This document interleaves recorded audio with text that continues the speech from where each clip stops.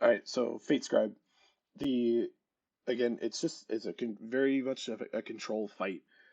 Make sure we're killing ads. Make sure we're I don't think there's an interrupt, but make sure we're doing the wheel properly, and we're communicating as well. And then other than that, it's just making sure we're placing the big explosions in good locations around the edge of the boss encounter arena. So you can kind of see that the markers are not in a nice, neat line. So in the beginning of the fight, you're actually going to be able to see where the runes need to go to. So like on the first one, you're going to see that there's going to be like this little kind of golden thing on the edge where the wood is. That's where the rune needs to be run to.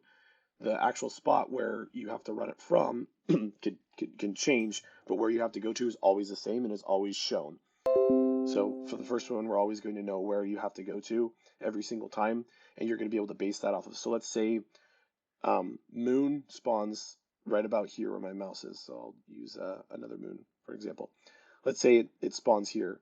What you're going to want to do is you're going to want to run it counterclockwise, which I believe is two people. So you'd have two people going moon, and they'd run to moon, and then it's gone. Square, let's say square spawned here, you would just want one person to run it in, and then they would run it in and be done. You always want to make sure you're communicating properly. What you don't want to happen is you don't want square to be here and you like, oh, I can make it all the way around in time and make it there, which you can't. You have to be communicating. We have to be talking.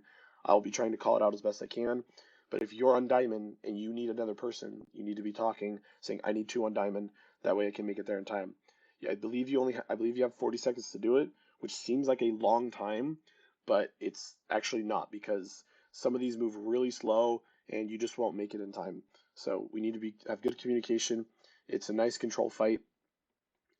As long as we're doing the mechanics properly, I don't believe there's a really hard damage check portions fight. So it's just all about doing the mechanics properly, nice and controlled, and just getting through the boss cleanly.